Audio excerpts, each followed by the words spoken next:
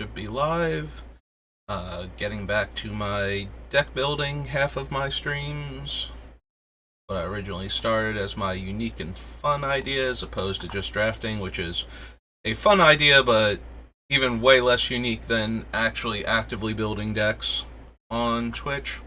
So this one's gonna be a short stream, but I'll probably be back on later today.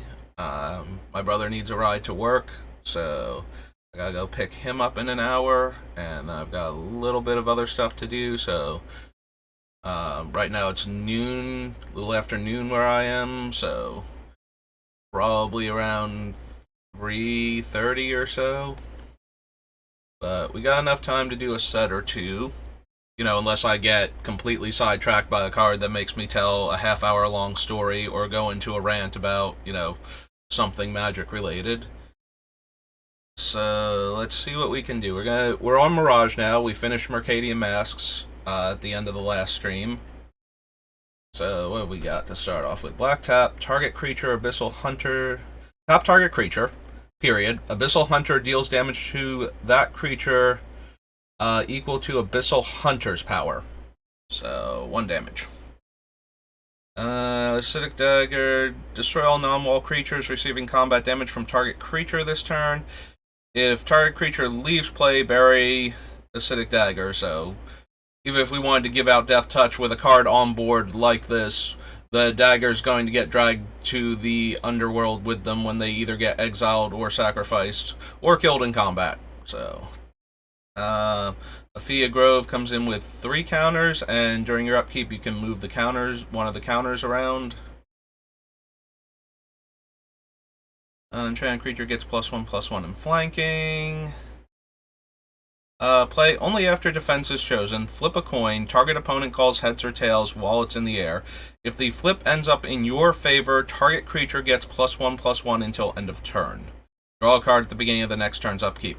So Mirage still has the beginning of the next turn's upkeep. I could have sworn Weatherlight was where we started to see the you just draw the card when you cast the spell. Was it later than that? Does Weatherlight still have the delayed cantrip cards? I guess we'll see when we get all the way down there. Amber Prison lets you lock down the permanent as long as you keep Amber Prison tapped. Amulet of Unmaking exiles the permanent, I believe. Remove target artifact, creature, or land from the game as a sorcery.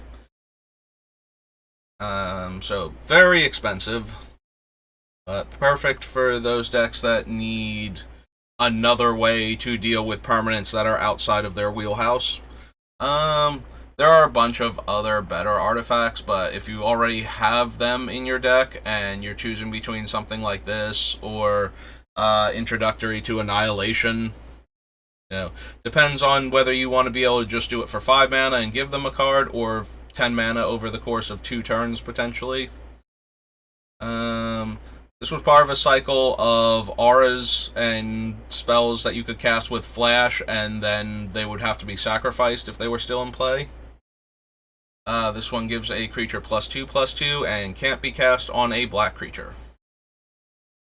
Armor Guild Mage, black tap to give +1 power, green tap to give +1 toughness.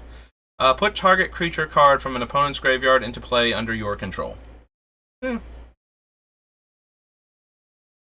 Original Fetchlands. Yeah.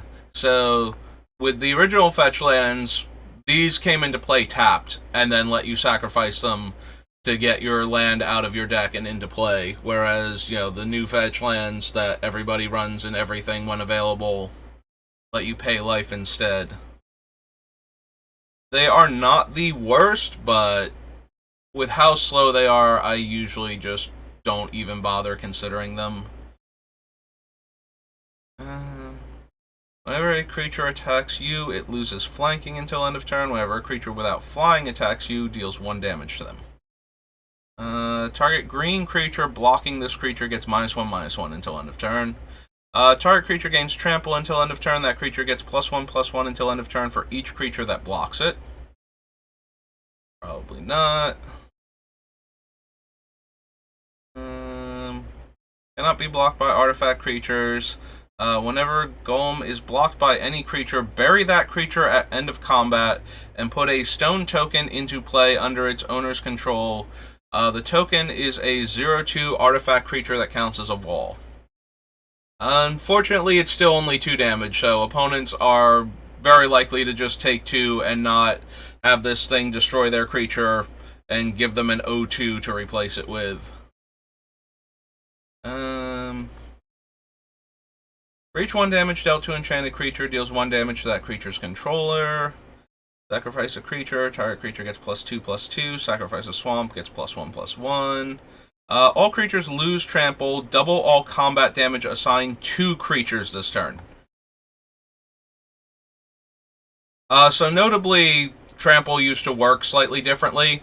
So you would assign double the damage back then, and if it had trample, it would then trample over for however much it exceeded the toughness of the combined blockers. Nowadays, you would assign that amount of trample damage to the creature. Like if you have a 3/3 trampler and they block with a 2/2, you would assign 2 of the damage from this to that creature and 1 to the opponent.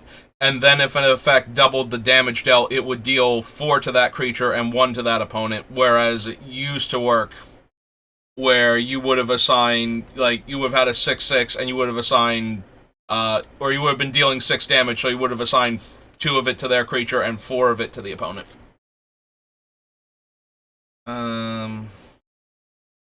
Oh, there it is. Bone Harvest. So it is at the beginning of the next turn's upkeep. So this is the Foot Bottom Feast card. I thought it was from Weatherlight.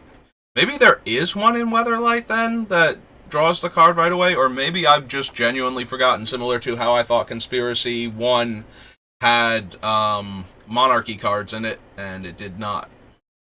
Prevent all damage to you from any source. For each 1 damage prevented, remove the top card of your library from the game. Nope. Breath Stealer, no. The less than almighty Brushwog. Builder's Bane is destroy X target artifacts. For each artifact put into a graveyard this way, deals 1 damage to that artifact's controller. Burning Palm of Freet deals 2 damage to target creature with flying, and then that creature loses flying. Burning Shield is flanking and 2 red mana to gain first strike. Cadaverous Bloom, one of the original engine cards for combo decks. So the first real engine card ever printed was Channel, that let you convert your life into mana. And then, you know, the idea was to get Black Lotus and a red mana source and cast Channel off of the Lotus. Having 1 green left over, pay 19 life, gives you 20 mana plus the red, and cast 1 of the red and X spells, deals X damage. Traditionally, it's Fireball, because that's the one everybody used to think of, hence where Channel Fireball, the company, got its name from that original combo. But as far as convoluted combos go, Cadaverous Bloom was part of the resource engine for the original Prosperous Bloom deck. Prosperity appears in Visions, and it is a Brain Geyser, Stroke of Genius, you know, that type of effect. Blue Sun Zenith, but it's blue and X, and both players draw X cards. So you would use, you would discard your hand for tons of mana, cast Prosperity, you get a fresh hand, opponent gets a bunch of cards, but that's okay because you're going to combo kill them this turn anyway. Now you have a ton of cards to work with. You discard all of them. Well, not all of them. You want to keep like 1 or 2 that are the spells you're going to cast for more black mana, and then you can cast Drain Life. And there are a couple other cards that also let you convert your resources into more cards. And so you would combine all of these together, and that's where the Prosperous Bloom deck came from. And that was one of the first, like, high-profile, specifically combo decks. Like, putting Channel and Fireball into your deck means you have a combo kill in it, but you usually had other cards that just let you win. This was the first deck where the combo was the win con, and you probably could not win if you were not assembling the combo, except if the game dragged out super long and you got to cast a bunch of Drain Lives targeting your opponent over the course of several turns. But usually you wanted to combo kill them with Cadaverous Bloom, Prosperity. Squandered Resources is another card. It let you sacrifice your lands for mana.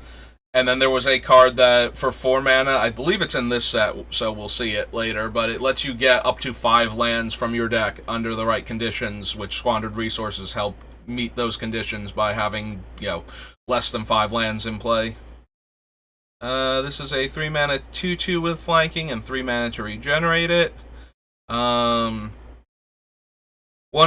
This is about the time where Wizards finally realized that green creatures.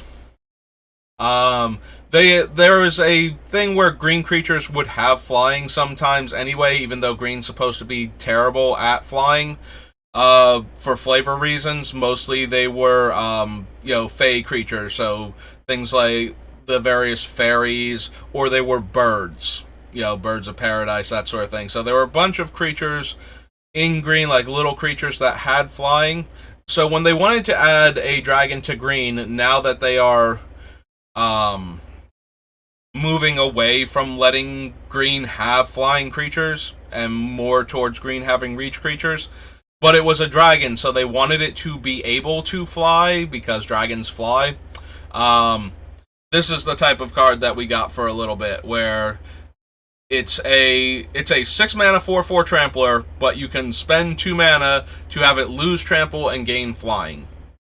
Like they wanted a middle ground, and eventually they got to the point where it's like green can fly on rare occasions, literally on rare occasions. So like 1 green flyer, if the set is like dragon themed, green gets like big flyers, but usually it will get one of the worst ones out of a cycle if they're mono green.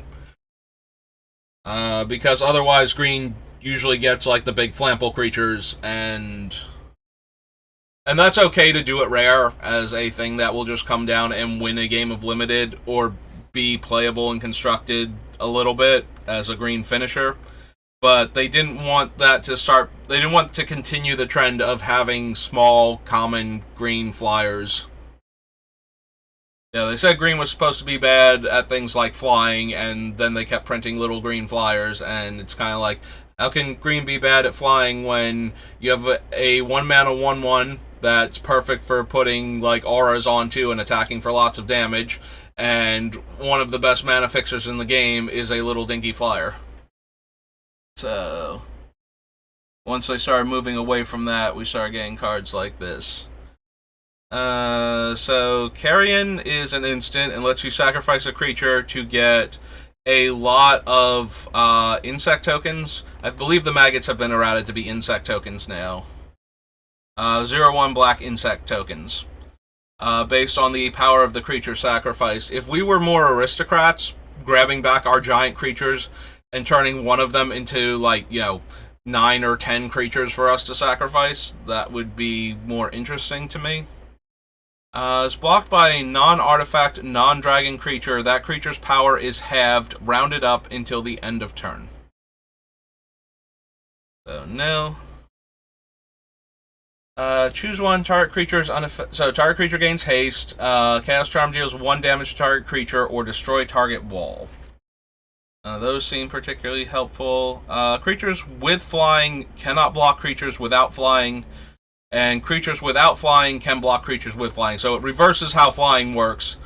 So it gets to the point where flyers can only interact with flyers, and ground creatures all functionally have reach.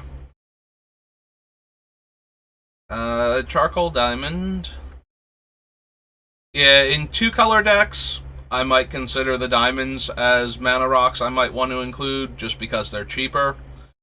Especially if I have a need to accelerate early.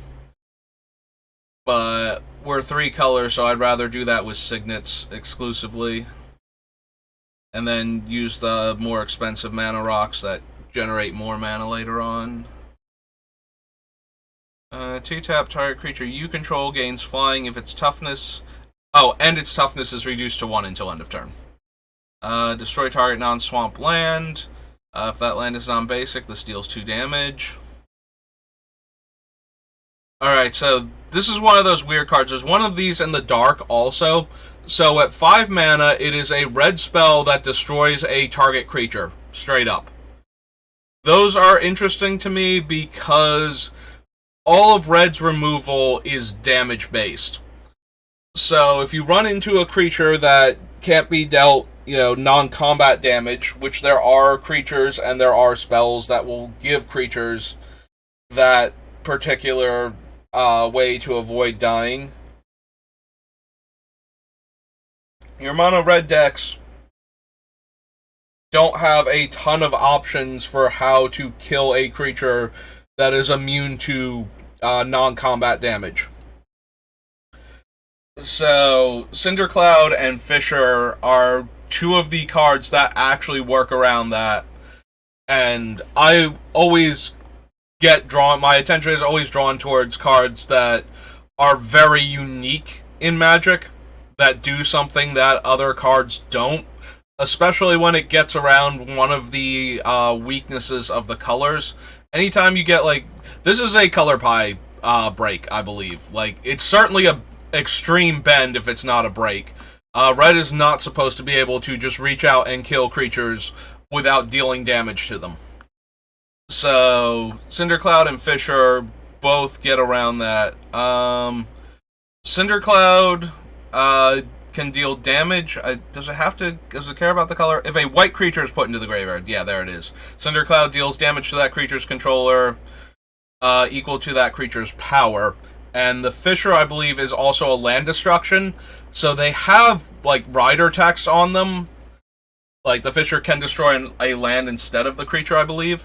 So they have text on them that, makes them do red things, but they are definitely doing a very non-red thing by doing that. By actually just straight up destroying the creature. Play only on a non-wall creature, gets +1 power. During your upkeep, it gets a +1/+0 counter. And at end of any upkeep, if that creature has 3 or more counters on it, bury that creature and it deals damage to its controller equal to its power. So this is a variant on the card Unstable Mutation from Arabian Nights, which is a blue creature enchantment that gives the creature +3/+3, but then starts putting -1/-1 counters on it every turn. This is an 8/4 Trampler. 6/6 Flyer, and has X tap, deal X damage to target creature, spend only red mana. 5 mana, 2/2 Flying Bird. If Crimson Rock blocks any creature without flying, it gets +1/+0 in first strike. Attacks is not blocked, defending player gets a poison counter. At the end of your turn, Crystal Golem phases out. Tap for colorless or sack for 2 colorless. Players cannot play any creature abilities requiring an activation cost. Cycle of Life turns your creature into an 0/1 for a turn cycle, and then gives it a +1/+1 counter after that. Dark Banishing, Dark Ritual, Decomposition.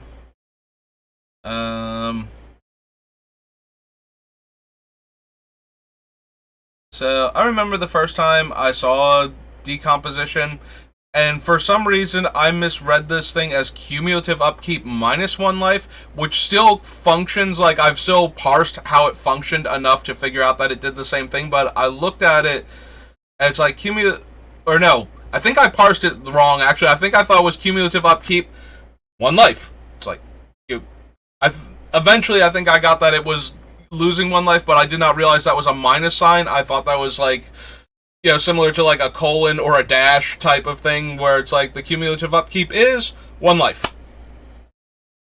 So yeah, I think for a little bit I was confused as to how exactly that worked, and I wasn't sure what it meant by 1 life. I did not read the minus sign as a minus sign. I read it as a dash.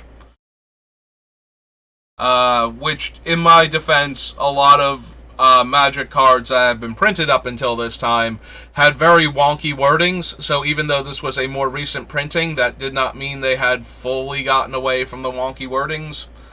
They had definitely intended to, and there was never the more flavorful or weird wordings that you got from cards in the early sets of Magic, but those were still very fresh in my mind. You know, this was what? So it's so 4th edition, Ice Age, Homelands, Alliances, and then Mirage. So this was the 5th set that had come out since I had started playing. So a bunch of the other cards from previous sets were capable of very weird wording, so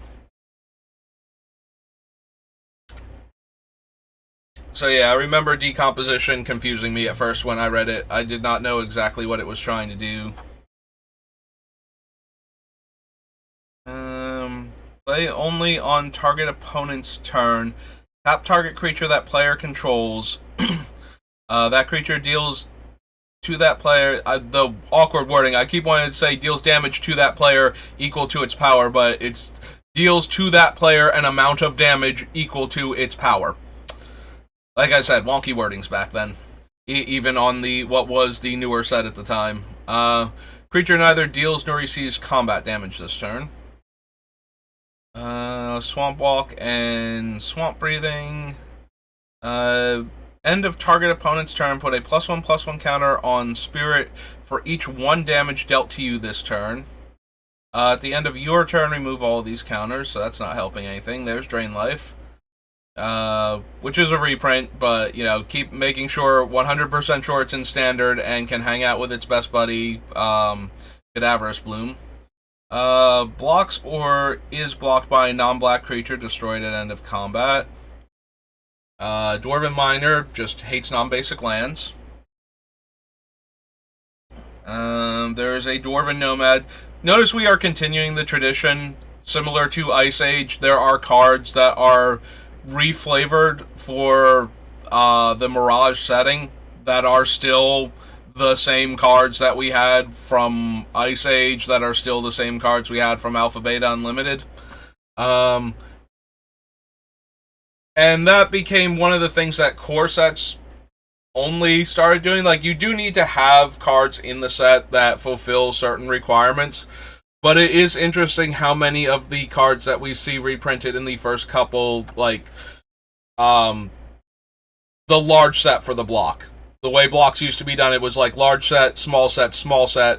And the large set and the 2 small sets were designed so that they could be insular if they needed to be. Basically, so that would allow formats like Block Constructed and Draft to work.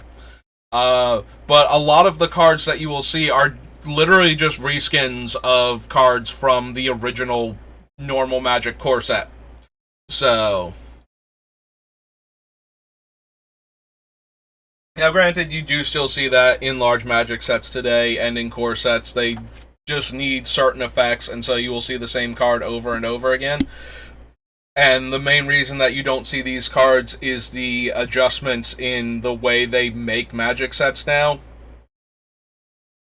But I always found it interesting that instead of doing what a lot of the sets do now, where they try and take the set's mechanics and add them to the cards to make the same functional card, like it serves the same purpose, but with the spin of the set that it's in, a lot of these cards are just straight up the same card with a different name. Target player untaps all basic lands they control. Choose one. Target opponent loses 1 life. You gain 1 life. Remove up to 3 cards in any player's graveyard, or target creature cannot be blocked this turn except by artifact and black creatures. If any creature you control attacks, Cyclops also attacks if able. Tap, sack it, gain 4 life. 8 tap, sack it, gain 8 life. 4 mana, 5/4 flying. During your upkeep, you may pay 2 red or 2 life. Oh, during each player's upkeep. Again, just assuming I know what these cards do, but it's during each player's upkeep, that player may pay 2 red or 2 life to grab this thing away from its current controller. -2/-2. Target spell becomes colorless, or target permanent becomes colorless. Put target land on top of its owner's library. 4 damage to target attacking creature with flying. Feral Shadow is just a 3 mana 2/1. Fetid Horror continues the trend of 4 mana 1/2s with shade abilities. Final Fortune is not going to help us. We can't stop ourselves from losing the game off of it. Fire Diamond, Fire Breathing, Flame Elemental. Red tap, sacrifice the elemental. Deal damage equal to its power to target creature. Reprint of Flare from Ice Age. Fog again. Foratog eats forests. For each card you would draw, instead choose target card in your graveyard and put it into your hand. If you cannot, you lose the game. Whenever a card is put into your graveyard, remove it from the game. Players can't gain life. During each player's upkeep, that player loses 1 life. Forsaken Waste is the target of a successfully cast spell. I wonder how they worded that in this thing. Becomes the target. Oh, it's just becomes the target of a spell. Okay. So it doesn't matter if that spell gets countered. It just matters if it became the target of the spell. Yeah, I was wondering how that would work under modern wording, taking counter spells into account. Giant Mantis is a giant spider variant. Cannot block black creatures. Blocks or is blocked, gets -1/-1 until end of turn. Makes 3 1/1 mountain walking goblins, I believe. Soothsayer, red tap, sack a goblin. All red creatures get +1/+1. Red tap, destroy target artifact. That artifact deals an amount of damage equal to its casting cost to the Tinkerer. Can't run the Granger Guild Mage. You may play this at instant speed. Enchanted creature gets +3/-1.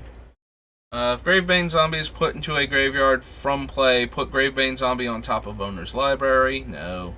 Beginning of your upkeep, Grim Feast deals 1 damage to you whenever a creature is put into target opponent's graveyard from play. Does it still target, or is it just an opponent's graveyard? Because a lot of these cards were routed to be an opponent's graveyard. Put into an opponent's graveyard from the battlefield, you gain life equal to its toughness.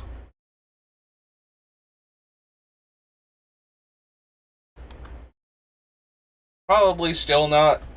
We are forcing attackers to a degree, so we might be able to gain more life than we're losing from this thing, but it does not seem worth the card slot. We have better things to do, and we need room for other things, so... Grim Totem is the one where you can steal a card from your opponent's deck and cast it for a limited time. Hall of Gemstones is... Oh, this is the one that makes all lands produce 1 color each turn. So it really messes with multicolor decks. It also, note, it affects all lands all players control. So if you choose a color, assuming you don't choose blue, it makes it much harder. They need artifact mana sources to counterspell your spells on your turn, since you have not chosen blue to allow them to cast their spells normally. Hammer of Bogarden. During your upkeep, put a -1/-1 counter on each creature. You may choose not to untap it, and you can tap it to gain control of a dragon.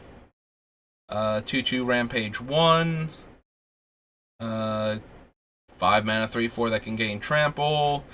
This is one of those weird cards, right? Where you can bid life to steal a creature. Choose target creature. Each player may bid life for control of that creature. You begin the bidding with a high bid of 0. Proceeding in turn order, each player may top the high bid. The auction ends when the high bid stands. The high bidder loses an amount of life equal to the high bid and gains control of the creature. Obviously we don't want that, because we have a bunch of stuff that will give the creature right back to its owner as a side effect of us just having those cards in play to steal our own stuff back with. Infernal Contract, actually part of the combo from the Prosperous Bloom deck. Lets you pay 3 black mana and half your life to draw 4 cards. So, if you discard 2 cards for 4 black mana, and then you cast that, you get 4 cards, and so you're plus a card. You got rid of cards you probably didn't need, so you're digging for your combo pieces, and you also get to make more mana now because you have more cards to work with. Here's green's 3 mana 2/2 with flanking. Can't be the target of spells or abilities. This one makes 0/1 walls that you can sacrifice for red mana. 2/1 that can regenerate for either red or green. I have to check and see if it's like hybrid mana now in the thing. Nope, they do have to have it as 2 separate abilities still. I can't think of a situation where it would be relevant that it's not errata to be like hybrid red-green regenerate, but there might be some really obscure corner case where it would change the functionality of that. For each creature assigned to block it beyond the first, Jungle Worm gets -1/-1, because your 5 mana 5/5 needs a drawback in the earlier days of Magic. Hex deals 1 damage to each non-black creature and an additional 1 damage to each green creature. Destroy target creature with casting cost equal to X. If that creature is put into the graveyard in this way, Care of X Purge deals damage to that creature's controller equal to that creature's power. Care of X Torch is harder to counter and deals X damage. Meerkats are pro blue.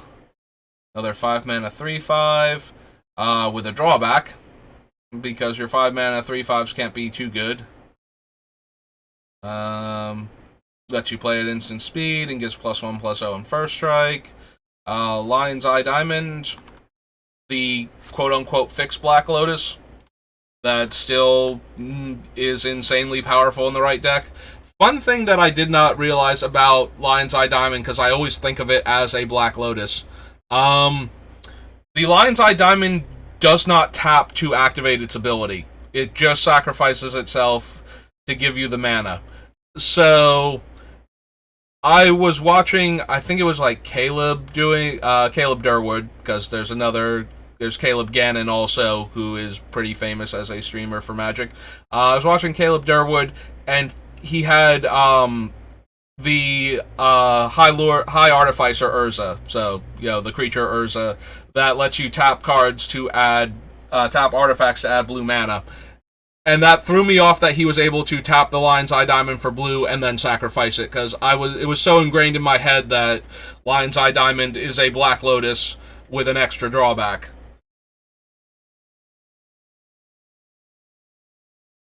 Let's see. Locust Swarm can regenerate and can untap itself. Super relevant for regeneration, because if your opponent tries to kill it and you regenerate it, it would tap the creature. So if you have 2 more green lying around, you can untap it, and then you can block a creature that turn, making the Locust Swarm just that much harder to get through.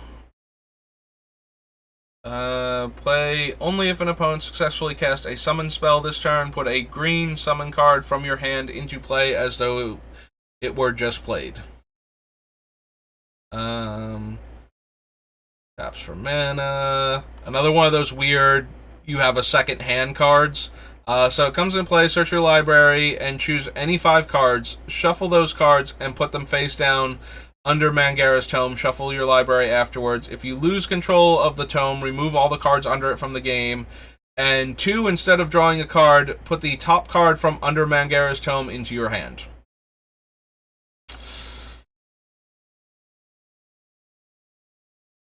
Marble Diamond, Marrow. So the name is, Mark Rosewater bought the artwork for this at some fantasy art show, or possibly just a regular art show that, he saw some fantasy art and liked. It was one of his favorite pieces, and he got permission to use the art for one of the Magic cards, and it is named Marrow because he is Mark Rosewater, M-O period R, or M-O, M-A period R-O, and so that's where the name Marrow comes from. Mindbender Spores is a creature. It's an 0/1 wall, so probably not interested, but cannot remember. Blocks any creature, put 4 fungus counters on that creature during its controller's untap phase. Remove a fungus counter from that creature. As long as that creature has any fungus counters on it, it does not untap during the controller's untap step.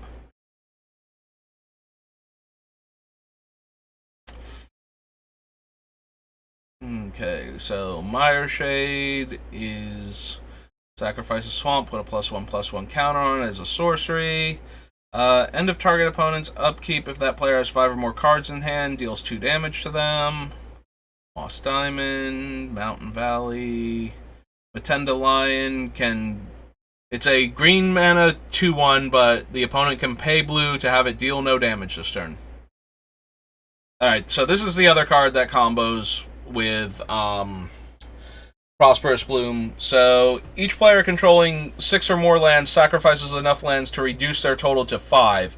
But each player controlling 4 or fewer lands may search their library for enough basic lands to bring their land total up to 5 and put those lands into play. So with Squandered Resources, you sack all of your lands for mana, cast this, search out 5 lands. All of those lands come into play untapped, so you are already +1 mana for doing this. And then you can sacrifice all of those 5 lands so you can be up 6 mana. As part of the convoluted combo engine that deck was. Deals 1 damage to you on your upkeep. Black creatures get +2 power. Take a card from your opponent's hand and put it on top of their deck. 4 mana 2/3 that can gain flying. Reverse of Miser's Cage, so it cares about other cards. So if they have 2 or fewer. So the other one was Black Vice, this one is the Rack. Phyrexian Dreadnought, the original creature that you wanted to Illusionary Mask into play. So it's a 1 mana 12/12. When it comes into play, sacrifice any number of creatures with total power 12 or more. If you can't, you have to destroy the Dreadnought. It can't be regenerated. So this thing will get stifled to stop you from having to sacrifice the 12 power. It would get put into play with Illusionary Mask, so it'd be face down, and you wouldn't have to do the sacrifice part of it. So lots of fun ways to cheat Phyrexian Dreadnought into play. Technically, we're running a bunch of them, but the problem is that giving the Dreadnought away does not work. They can just sacrifice the Dreadnought as the 12 power worth of creatures, and then it's gone. Or they can choose not to and let Phyrexian Dreadnought destroy itself. So either way, we don't get anything cool unless we can punish them for having a 12 power or 12 toughness creature go to their graveyard. Which would be interesting, but I think we don't have room for the cards we would need in order to make this like the drawback that we would want it to be. Phyrexian Tribute. Very expensive to use, but notably the only other black card besides Gate to Phyrexia that lets a mono black deck destroy artifacts without using other artifacts to do it. So 2-tap, sack a creature, draw a card. There are slightly better ways to sack a creature to draw a card, so we'll be looking for those. If there really weren't, this would be a fine addition to our deck, because we will very gladly sacrifice the creatures that we're stealing in order to get card advantage out of them. So we are looking for this type of effect, but this one is, I believe, much worse than a bunch of our other options. Beginning of your draw phase, look at the top 2 cards of your library and choose one of them. Put that card on the bottom of your library, or sacrifice preferred selection, pay 4 mana, and draw that card. So you get to look at the top 2 cards of your deck and put one of them on the bottom and the other one on top. If you really super want both of them, you can spend 4 mana to draw the one that you would have had to put on the bottom and sacrifice this enchantment. Purage, she is a 2/3, first strike when attacking. Black put a counter on her. Use this ability only when a black spell is cast and only once per black spell. Salamander has fire breathing, but when you use it, it dies at end of turn. It comes in play, choose a color, taps for green or taps for that color. 4 mana 3/3 that can turn itself colorless. Rampant Growth. Love Rampant Growth.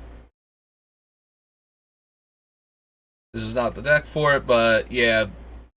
I went into a bit of a thing about having built a Wildfire deck back during the time where that was very common, but having done it as a red-green deck rather than the mono-red Artifact Ponza deck. And cards like Rampant Growth were a huge reason why that deck was able to actually combat the other Wildfire decks that I was playing against.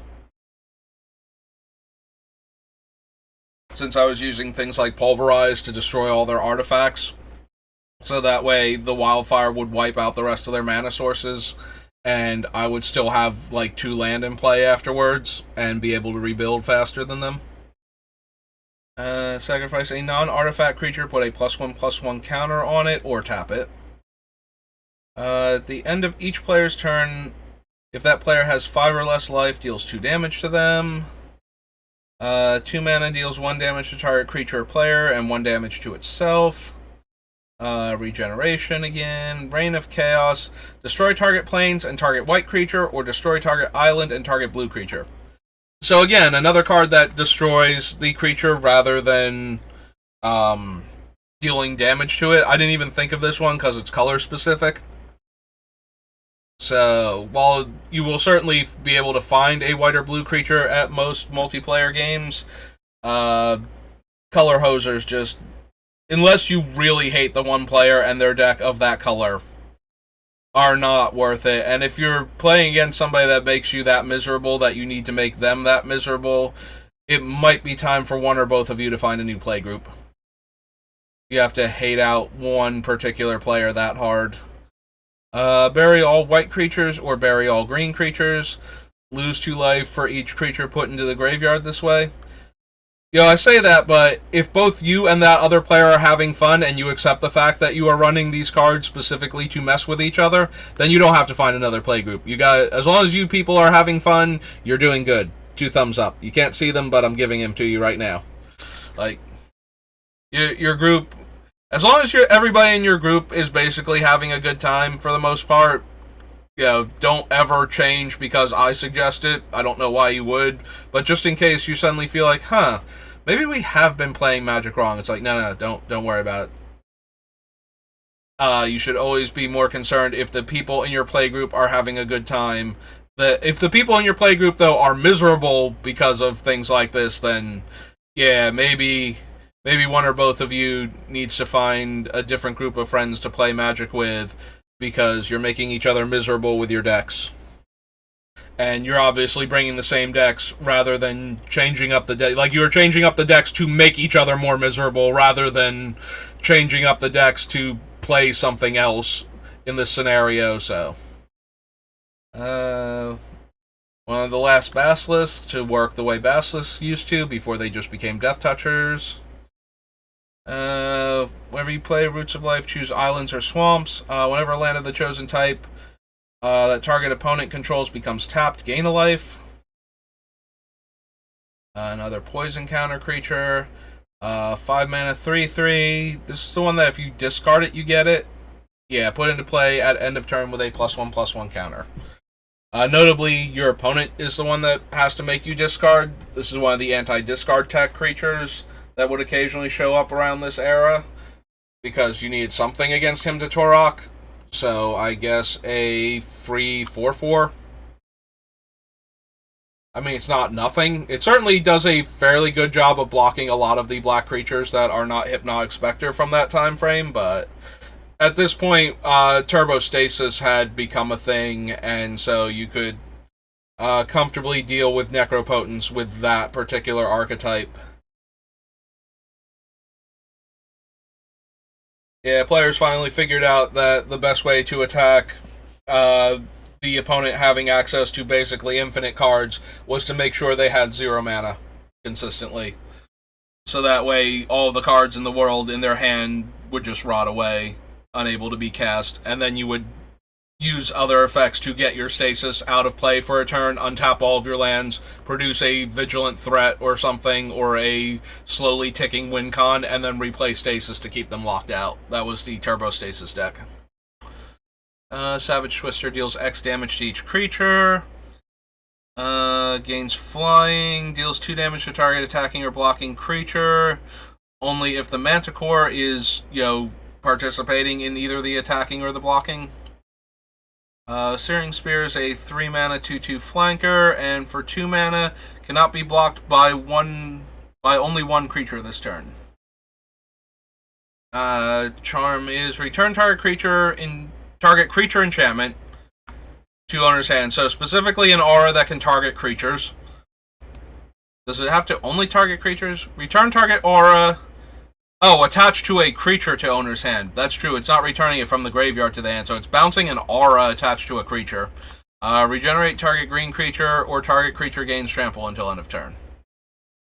Yeah, I missed the... For some reason, in my head, it was like from the graveyard to owner's hand.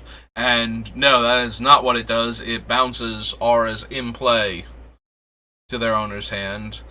Bury all artifacts. Each artifact's controller gains an amount of life equal to that artifact's casting cost.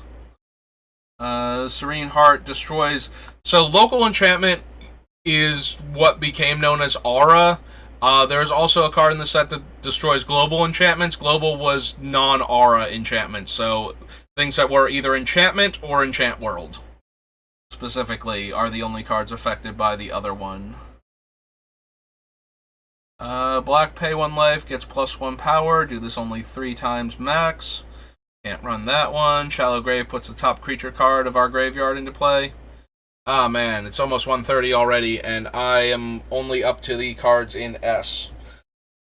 Because I was about to do a little bit of a narrative on Shallow Grave and the Graveyard Order Matters cards, because we kind of glossed over that when we saw the other cards. But real quick, let's see if there's anything else for our deck in the next 10 minutes.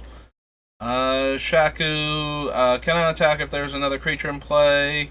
During your upkeep, lose 3 life, and tap, remove target creature from the game. Put a +1/+1 counter on Shaku.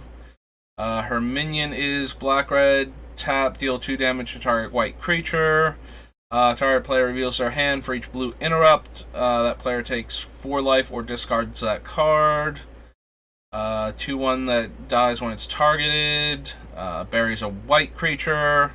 And you draw a card next upkeep. Gives a creature plus star power. Star is equal to the number of creature cards in your graveyard. Bury that creature at end of turn. Spirit of the Night is legendary, so we can't give it out. It's a 6/5 flying trample, pro black first strike, haste creature. Deals damage to target creature equal to the number of mountains you control. Can't be blocked by more than 1 creature. Discards a card at random and a card of their choice. 3/3 pro red. Tap, deal 1 damage to each creature without flying. Deals damage to target creature for each creature you control in excess of the number of creatures target opponent controls. Very convoluted wording. Flying, 3 mana tap. Target player chooses a card from their hand and then chooses either to discard that card or put it on top of their library. If the card is discarded, deals 1 damage to each creature and player. Play it only as a sorcery. 4 mana 3/3 haste. There's the Tika's Dragon that I hate because it's Rampage 4 when it's a 5 power, 5 toughness flyer. Tor is flanking and attacks all attacking creatures with flanking. Get +1/+1. His darts are 2 tap to deal damage to a player. And his edict is remove from the game target permanent you own or control and draw a card at the beginning of the next turn's upkeep. We want our things to go back to our graveyard, removing them from the game. If we could destroy target permanent we own or control, this one, and then draw a card next turn, this one would actually make it into our deck. Cumulative upkeep, 2 mana, and during each upkeep, each player puts into play a Tomb Spawn token for each creature card in their graveyard. Treat these tokens as 2/2 black creatures that are unaffected by summoning sickness and count as zombies. At the end of your turn, if Tombstone Stairwell leaves play... At the end of any turn, or if Tombstone Stairwell leaves play, bury all of those tokens. Torrent of Lava is 2 red and X, deals X damage to each creature without flying. Each creature gains the ability to tap to prevent a damage to this creature from Torrent of Lava. So every creature has the ability to try and run and save itself. But if the torrent is coming too fast and too hard, then that's the end of them. So you have to be able to overkill each creature by 1 just to get them. This is the Destroy All Global Enchantments. Very good. This card is very good if you have an Auras deck but want to be able to destroy all of your opponent's enchantments. So your Urel the Miststalker builds. Lets you kill all of your opponent's non-aura cards while leaving all of your auras alive. Deals X damage to each creature with flying and 1 damage to each blue creature. Alright, I said they were getting away from this, but yes, we have a 2-mana 1/1 flyer. So they didn't get very far.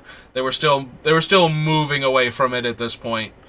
But yes, this is the small fairy creature that we just keep getting in these sets that aren't supposed, where green isn't supposed to have access to, efficient flyers, or flyers in general, really. Power and toughness equal the number of forests you control. Sack a forest to regenerate them. Tap an untapped creature you control. Deals an amount of damage equal to that creature's power to target attacking or blocking flyer. 2-mana 1/1 Forest Walk. 3-mana target creature gains Forest Walk until end of turn. One of Marrow's least favorite cards ever printed. Deals 2 damage to target creature or player for 4 mana at sorcery speed. Urborg Panther. Alright, so this is the one that teams up with the other 2 terrible creatures to summon the Spirit of Night. Ventifact Bottle. This is a thing that makes mana, right? In a very convoluted way. So it's 1 X tap, put X counters on it at sorcery speed. Beginning of your main phase, if it has any of those counters on it, tap it and remove all of the counters to add that much mana in amount of colorless mana equal to the number of counters removed. 4 mana 4/2. 1 mana 1/1 that has green tap, sack a forest to regenerate a creature. 6 mana 4/4 flying haste. 2 red and X instant deals X damage to target creature or player. This is the first time the red X spell could be cast at instant speed. For each untapped forest a player controls, that player gets a cat token. This is a 1/1 green creature. Wall of Corpses can collapse on the creature that it's blocking. Wall of Roots is a very potent mana dork, actually. 2 mana for an 0/5, and once per turn you can give it a -1 toughness counter to add green to your mana pool. Wild Elephant is a 3/3 trampler. Wildfire Emissary is pro-white and fire-breathing, and was super popular when it was printed because it dodges Swords to Plowshares and Lightning Bolt, leaving Terror as the prime removal spell that could hit it. Flying in pro-blue, 3 mana 1/1. One of Black's counter spells. One of the rarest things you will see. It is a creature removal spell functionally, but the fact that you counter it in the modern era of Magic, where so many people want to get the creature down for its comes into play ability or its dies trigger, this does let you negate those at the cost of a normal black removal spell's amount worth of mana plus 3 life. So that is an interesting card. Worldly Tutor. We might actually want Worldly Tutor to be able to put the cards that we want in our graveyard on top of our deck so we can get them. So that way they're there to either be milled or to be drawn and discarded. I think we should at least consider Worldly Tutor here. Oh, I said Worldly Tutor. And that is not correct. There we go. Cerulean searches for dragons, puts them into play, gives them haste, and then makes you exile them at end of turn. And Zombie Mob comes into play with a +1/+1 counter for each creature card in your graveyard, then remove all of the creature cards in your graveyard from the game. Alright, so we just barely managed to make it through Mirage because I stopped talking about every single card I saw and telling cool stories. So, I have like 2 minutes left. So we're going to go back 1 page. What was the one thing that immediately made me want to talk about it when I saw it down here? It was Unyaro Beasting as like the green card that can deal damage. Maybe it was Teferi's Island being one of the worst lands you can possibly find that will tap for 2 mana. Facing and comes into play tap means you have to wait 3 turns before you can use this card. So, first it comes into play tapped, you can't use it then. Then on your next turn, when it would be untapped, it phases out. And so it takes until the third turn after you play it for it to tap for 2 blue mana. Yeah, I think it might have been one of those 2 cards. Yeah, Yarrow Beasting is a straight up color pie break because even though it is terrible, it still allows green to kill like a problematic 1 or 2 toughness creature. Like if you have giant angry creatures and your opponent is holding them off with tiny death touchers, this is the type of thing that you would want to have to just reach out and kill them. I mean, Modern Magic, you probably want a punch effect, but, you know, this way, them killing your creature, one of your big creatures in response, doesn't also let them keep their Death Toucher in order to block your other big creature still. So, yeah. Color Pie Break. So we got to see a couple of those in this set. So, that's all I have time for. I'm going to have to go get my brother soon and get him to work. So, I hope you enjoyed our quick little trip through Mirage. And I will see you later. We might be doing more deck building. We might draft. We might do both. I had a couple of fun drafts yesterday, so I'll probably do another one today at some point in time. But thanks for watching. If you like what you're seeing and you want to find more of my stuff, you want to see my old drafts and everything, not only do I have the VODs, but I also post them all to YouTube, and I am SBR_BLD on both platforms. I've been Saber, and thanks for watching.